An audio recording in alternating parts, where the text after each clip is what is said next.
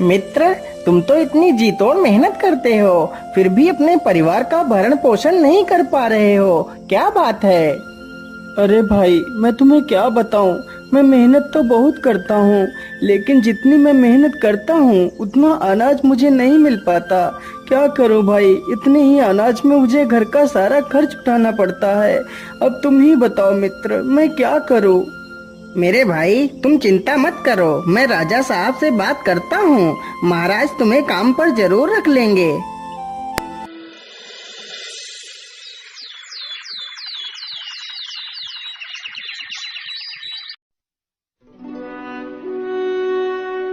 अगले ही दिन पन्ना लाल राजा से बात करता है। महाराज, वह बहुत ही ईमानदार है। वह हमारे साथ मिलकर इस बगीचे को और भी हरा भरा बना देगा। ठीक है पन्ना लाल, तुम कल ही अपने मित्र को अपने साथ लेकर आना। अगले ही दिन पन्ना लाल हीरा लाल को भी अपने साथ ले जाता है।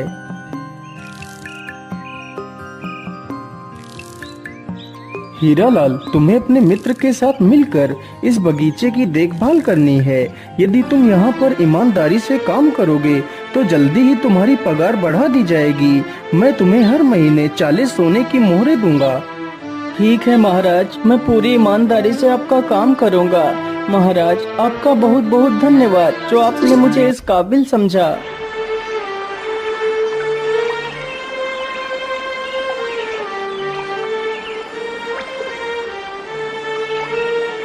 अगले ही दिन से हीरा लाल अपने मित्र पन्ना लाल के साथ काम करने लगता है। इसी प्रकार कई दिन गुजर जाते हैं।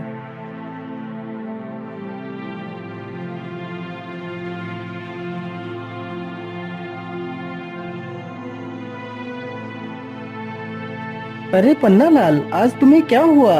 क्या आज तुम राजमहल नहीं जाओगे?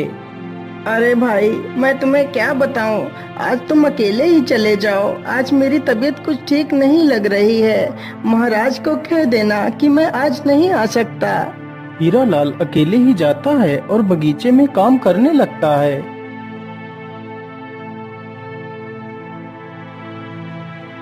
अरे हीरा लाल, आज तुम अकेले ही बगीचे में काम कर रहे हो। आज पन्ना लाल नहीं आया, क्या बात है? महाराज, आज पन्ना लाल की तबीयत ठीक नहीं है, इसलिए वह काम पर नहीं आया है। अच्छा, कोई बात नहीं, तुम आराम से काम करो। हीरा लाल, आज तुम इस स्थान पर एक वृक्ष लगा देना। ठीक है महाराज, मैं अभी थोड़ी देर में ही वृक्ष लगा दूंगा। हीरा लाल की ये बात सुनकर राजा वहाँ से चला जाता है। मैंने फूलों को तो पानी दे दिया है, चलो अब इस स्थान पर एक गड्ढा खोद कर एक वृक्ष लगा देता हूँ। इतना सोचकर हीरा लाल गड्ढा खोदने लगता है। कुछ देर गड्ढा खोदने के बाद अचानक हीरा लाल के फावड़े में कोई वस्तु टकराती है। अरे ये क्या? ये आवाज किस चीज की थी? मुझे लगता है यहाँ पर कोई वस्तु जरूर है। मैं ऐसा करता हूँ, जल्दी से इस स्थान को खोद देता हूँ। हीरा लाल जल्दी से उस स्थान को खोद देता है। अरे वाह, ये तो एक संदूक है। जरूर इसमें कोई कीमती वस्तु होगी। चलो मैं इसे खोलकर देखता हूँ। हीरा लाल जैसे ही संदूक को खोलता है तो देखता है, अरे वाह, यह संदूक तो सोने की मोहरों से भरा हुआ है। चलो मैं जल्दी से इस संदूक की खबर राजा को दे देता हूँ। महाराज जल्दी चलिए, बगीचे में कोई पुराना संदूक निकला है।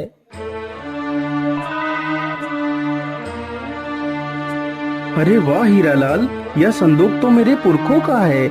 इस संदूक को तो मैं कितने वर्षों से ढूंढ रहा था, लेकिन मुझे यह संदूक नहीं मिला और आज तुमने इस संदूक को ढूंढ लिया। मैं तुमसे बहुत प्रसन्न हुआ। आज तुमने अपनी ईमानदारी का खरा सबूत दिया है हीरा लाल, इसलिए मैं तुम्हें कुछ इनाम देना चाहता हूँ। मांगो हीरा लाल, तुम्हें क्या इनाम चाहिए? महाराज, ईश्वर की कृपा से मुझे और मेरे परिवार को 2 वक्त का खाना तो मिल ही जाता है। मैं जितना भी कमाता हूँ उतने में ही खुश हूँ। और महाराज, यह खजाना तो आपके पूर्वजों का ही था, इसलिए इस खजाने पर तो सिर्फ आपका ही अधिकार है।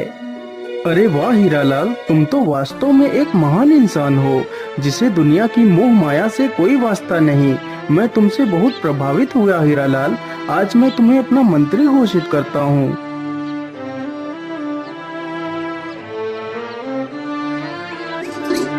अगले ही दिन से हीरालाल मंत्री बन जाता है।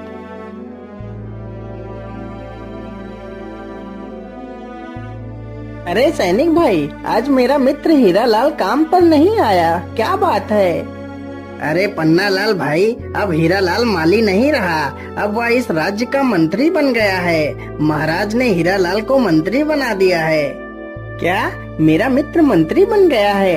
अरे वाह, इससे ज्यादा खुशी की बात मेरे लिए और क्या हो सकती है। सैनिक भाई, मैं अभी अपने मित्र से मिलकर आता हूँ। अरे नहीं पन्नालाल, तुम अंदर नहीं जा सकते। चुपचाप जाकर अपना काम करो, तुम्हें अंदर जाने की कोई आवश्यकता नहीं है। लेकिन सैनिक भाई, वो तो मेरा मित्र है, तो मैं आखिर अपने मित्र से क्यों नहीं मिल सकता? पन्नालाल के बार बार बोलने पर भी सैनिक पन्नालाल को अंदर नहीं जाने देते। यह देखकर पन्नालाल बड़ा दुखी हो जाता है और वहां से वापस बगीचे में चला जाता है। लेकिन उसका मन हीरालाल के बिना नहीं लग रहा था। सैनिकों, जाओ और मंत्री जी को उनके घर छोड़ कर आओ। राजा का आदेश होते ही सैनिक हीरालाल को रथ पर बिठा लेते हैं। तभी उसका मित्र पन्नालाल आ जाता है। अरे भाई, तुम तो मंत्री बन गए हो। तुम्हें मंत्री बनने पर मेरी तरफ से ढेर सारी शुभकामनाएं। मित्र, यदि तुम बुरा ना मानो तो मैं भी तुम्हारे साथ ही चलना चाहता हूँ। नहीं पन्नालाल, आप मंत्री जी के साथ नहीं जा सकते। यह रथ सिर्फ महाराज और मंत्री के लिए है। इस रथ पर तुम नहीं बैठ सकते। ये बात सुनकर पन्नालाल और भी ज्यादा दुखी हो जाता है। पन्नालाल को दुखी देखकर हीरालाल भी दुखी हो जाता है। सैनिक तुरंत ही हीरालाल को वहां से लेकर चले जाते हैं।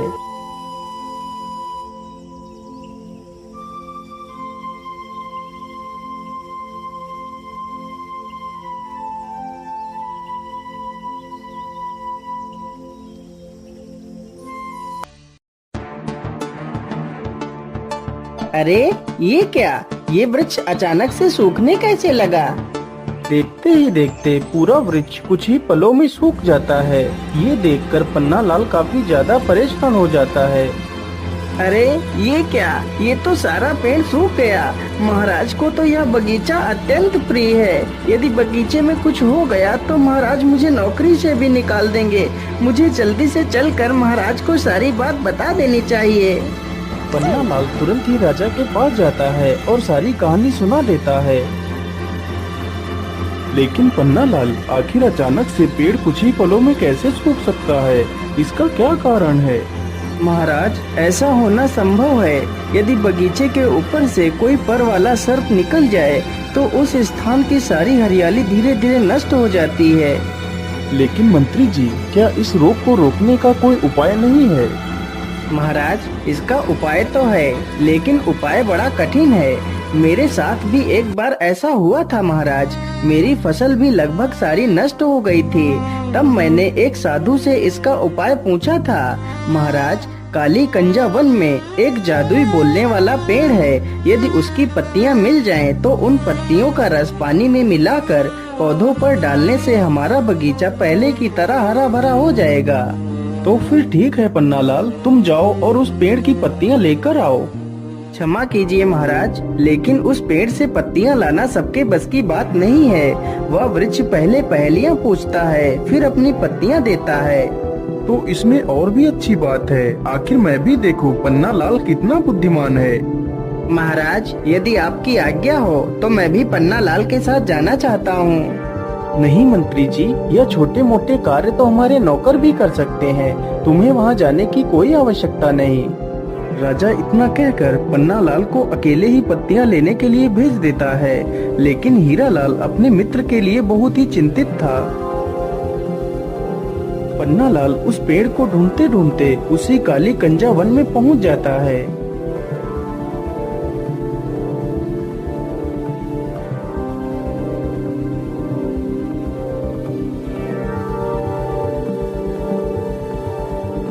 क्या करूं? कैसे पता करूं? आखिर वह जादुई पेड़ कौन सा है? मैं ऐसा करता हूँ, इसी स्थान पर जोर जोर से आवाज लगाता हूँ। यदि यहाँ पर कोई जादुई पेड़ होगा तो वह जरूर बोलेगा। हे जादुई पेड़, तुम कहाँ हो? मुझे आपकी पत्तियों की आवश्यकता है, कृपा कर मेरी मदद कीजिए। हाँ हाँ इंसान, क्यों नहीं, मैं तुम्हें अपनी पत्तियाँ दे सकता हूँ। यदि तुम मेरी 3 पहेलियों के सही जवाब दोगे तो मैं तुम्हें अपनी पत्तियाँ दे सकता हूँ। लेकिन याद रहे, यदि तुमने मेरी पहेलियों के गलत जवाब दिए तो मैं तुम्हें हमेशा के लिए बंदी बना लूंगा। ठीक है वृक्ष देवता, आप अपनी पहेली पूछ सकते हैं। तो फिर बताओ मेरी पहली पहेली, ऐसा क्या है जिसे हम देख तो सकते हैं लेकिन छू नहीं सकते? पन्नालाल पहेली सुनकर डर जाता है क्योंकि उसे उस पहेली का जवाब नहीं पता था। मुझे लगता है तुम्हें मेरी पहेली का जवाब नहीं पता है। चलो मेरी दूसरी पहेली सुनो। मैं अलबेला कारीगर, काटू काली घास, राजा रंक सिपाही, सिर झुकाते मेरे पास। तथा मेरी तीसरी पहेली, खुशबू है पर फूल नहीं, जलती है पर जलन नहीं। लेकिन वृक्ष देवता, मुझे तो इन तीनों पहेलियों का जवाब नहीं पता है। अरे इंसान, तुमने तो मेरी एक भी पहेली का जवाब नहीं दिया, इसलिए मैं तुम्हें पत्तियां नहीं दे सकता और वादे के अनुसार तुम्हें बंदी बनाना पड़ेगा। इतना कहकर वृक्ष पन्नालाल को बंदी बना लेता है। उधर पन्नालाल का मित्र हीरालाल पन्नालाल से मिलने के लिए तरकीबें सोच रहा था। महाराज, आज मेरा स्वास्थ्य कुछ ठीक नहीं लग रहा, इसलिए आज मैं आराम करना चाहता हूँ महाराज। ठीक है मंत्री जी, आप जाकर आराम कर लीजिए। मंत्री चुपचाप महल के पीछे के दरवाजे से निकल जाता है।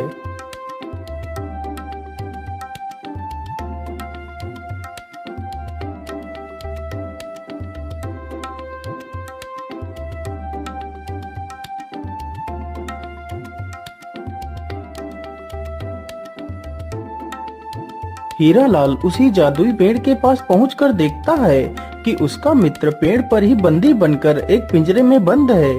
हे वृक्ष देव, आप मेरे मित्र को छोड़ दीजिए। हाँ हाँ, क्यों नहीं, मैं तुम्हारे मित्र को जरूर छोड़ दूंगा और तुम्हें अपनी पत्तियां भी दूंगा यदि तुम मेरे 3 पहेलियों का सही जवाब दे दो।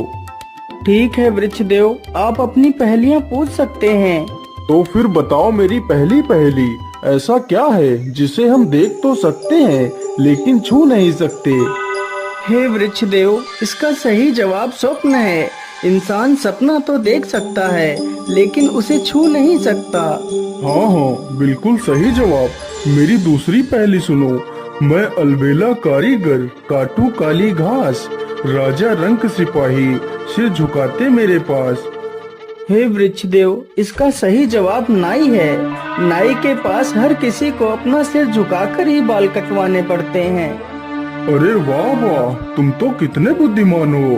अब मेरी तीसरी और आखिरी पहेली सुनो। खुशबू है पर फूल नहीं, जलती है पर जलन नहीं। हे वृक्ष देव, इसका सही जवाब अगरबत्ती है। अरे वाह वाह, तुम तो वास्तव में बुद्धि का प्रतीक हो। मैं तुमसे अत्यंत प्रसन्न हूँ, इसलिए मैं तुम्हारे मित्र को आजाद करता हूँ और तुम्हें अपनी दिव्य पत्तियाँ भी देता हूँ। वृक्ष तुरंत ही उसके मित्र को आजाद कर देता है।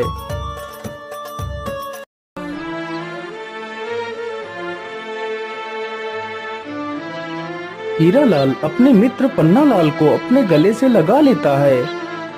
मेरे मित्र, मैं मंत्री बनकर तुमसे कितना दूर हो गया। मुझे मंत्री नहीं बनना है। पहले तो हम साथ में ही रहते थे, साथ में ही काम करते थे, लेकिन अब तो तुमसे मिलना भी मुश्किल हो जाता है। मैं आज ही महाराज को बोल दूंगा कि मुझे मंत्री नहीं बनना है, मैं माली बनकर ही खुश हूँ।